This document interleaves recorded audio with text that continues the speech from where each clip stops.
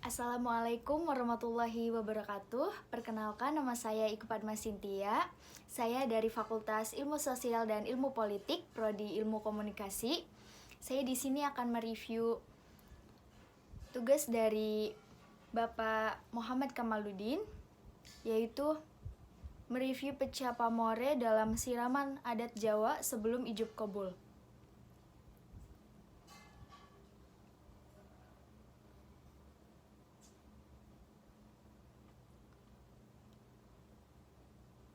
Sebelum memulai upacara pernikahan, pengantin melakukan siraman yang diambil dari kata siram atau mandi. Hal ini dimaksudkan untuk membersihkan diri kedua pengantin sebelum menjalankan upacara yang sakral. Ada 7 orang yang akan menyiramkan air kepada calon pengantin, yang mana 7 orang tersebut merupakan sesepuh yang ditunjuk oleh keluarga pengantin sebagai simbol petuah atau nasihat dalam siraman tersebut. 7 di sini dalam bahasa Jawa adalah pitu, yaitu pitulungan atau pertolongan kepada calon pengantin. Siraman biasanya dilakukan pada pernikahan adat Sunda dan Jawa. Siraman sekarang ini sudah seperti adat seluruh daerah. Hampir semua daerah mempunyai adatnya masing-masing, dan tujuan dari siramannya pun berbeda-beda dalam mengartikan dan tujuannya. Ada yang mempunyai tujuan supaya acara pernikahan nanti lancar tanpa ada kendala dan lain-lain. Yang namanya budaya setiap daerah punya arti masing-masing, tapi pada dasarnya tujuannya sama saja. Supaya lancar itu tadi tergantung orang mengartikannya. Siraman berasal dari kata siram yang artinya mengguyur atau mandi. Tidak hanya saat pernikahan, banyak sekali ritual mandi yang dilakukan oleh masyarakat Jawa, terutama ketika akan melakukan sebuah upacara budaya. Sepasang pengantin akan melangsungkan ijab kabul. Sehari sebelumnya juga melakukan upacara siraman. Mandi dalam kehidupan sehari-hari dilakukan agar orang menjadi bersih badannya. Segala kotoran yang melekat di badan akan hilang tersapu air dan sabun. Akan tetapi, hakikat dari mandi atau siraman dalam upacara pengantin adat Jawa tidak hanya sekadar membersihkan badan, tetapi juga membersihkan jiwa. Membersihkan diri dari noda dan dosa, serta sifat-sifat yang kurang baik.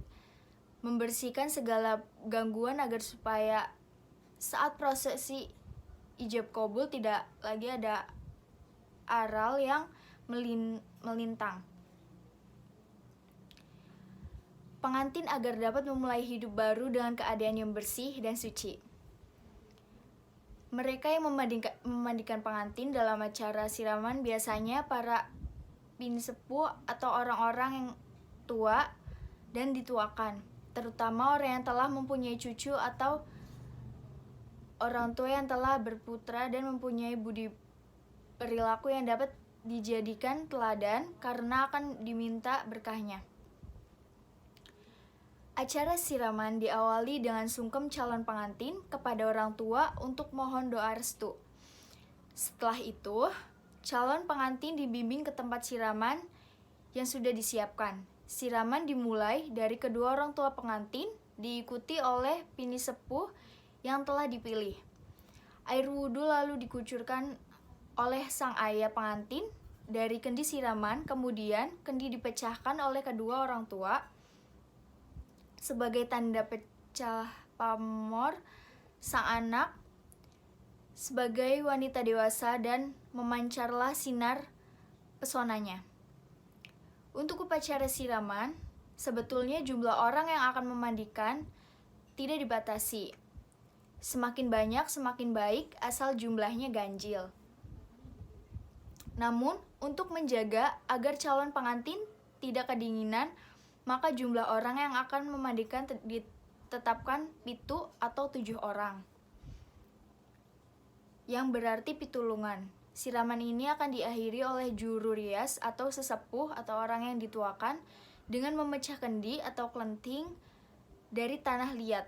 Dalam teori Urf, siraman merupakan suatu kebiasaan yang sudah berlaku dan turun-temurun dilaksanakan dan tidak unsur yang bertentangan dengan Nas atau Al-Quran dan Sunnah. Perlengkapan yang perlu disediakan dalam upacara siraman terdiri dari air dan dari sumber kembang setaman atau bunga sritaman, konyo manca warna, alas duduk, sabun dan handuk, kendi atau kelenting. Kalau yang dimaksud air dari sumber itu diambil dari 7 sumber. Tapi kalau sekarang 3 sumber pun bisa, tapi dengan catatan beda sumber atau beda sumur. Sama seperti bunga setaman, itu maksudnya bunga 7 rupa juga. Kalau lebih ya lebih baik, tapi sekarang 3 macam bunga pun sudah dikatakan sebagai setaman. Ibarat kata mewakili bunga-bunga yang lain. Nah, kalau kelapa tua itu ibarat kata sebagai gambaran bebet bobot bibitnya supaya dalam membina keluarga ayem tentram, damai bahagia. Nah, kalau kelenting gunanya untuk menuangkan air yang dari sumber air tadi semacam gayung. Upacara siraman yang berlaku untuk calon pengantin pria dan wanita, pelaksanaannya di rumah masing-masing, merupakan suatu lambang dan harapan agar calon pengantin menjadi suci, bersih, dan bercahaya. Perlengkapan yang menyertai rangkaian upacara siraman juga merupakan suatu lambang yang masing-masing mempunyai makna yang sangat mendalam. Misalnya bunga sritaman yang ditaburkan ke dalam air yang akan dipakai untuk siraman mengandung arti agar keharuman yang dimiliki bunga siraman tersebut akan meresap ke tanah calon pengantin, ke tubuh calon pengantin sehingga menjadi harum tubuhnya dan kelak dapat membawa keharuman nama keluarga di tengah masyarakat. Dalam teori Maslahah, acara adat siraman dapat dilaksanakan apabila membawa kemaslahatan dan tidak mengandung unsur kemudaratan, karena setiap kegiatan mengandung panjatan doa dari setiap makna ke seluruh kegiatan siraman. Setelah diawali dengan doa, menurut kepercayaan masing-masing, orang tua calon pengantin mengawali mengguyur atau menyiram calon pengantin. Orang tua calon pengantin yang lebih dahulu mengguyur adalah ayah, kemudian ibu. Pada saat mengguyur, sebaiknya diiringi doa yang diucapkan dalam hati. Upacara siraman ini diakhiri dan ditutup oleh juru paes atau bisa juga oleh sesepuh yang ditunjuk. Selanjutnya, juru paes mengguyurkan air kendi ke kepala calon pengantin 3 kali, kemudian air kendi dituangkan lagi untuk membersihkan wajah, telinga, leher, tangan, dan kaki. Masing-masing dilakukan 3 kali. Sampai air kendi habis. Setelah air tersebut kosong, selanjutnya juru paes atau sesepuh mengucapkan kata-kata wis pecah pamore atau sudah berakhir masa remajanya, sambil memecah kendi di depan calon pengantin dan disaksikan oleh orang tua dan para pini sepuh. Baik, sekian review dari saya, kurang lebihnya mohon maaf. Wabillahi taufiq wal hidayah. Wassalamualaikum warahmatullahi wabarakatuh.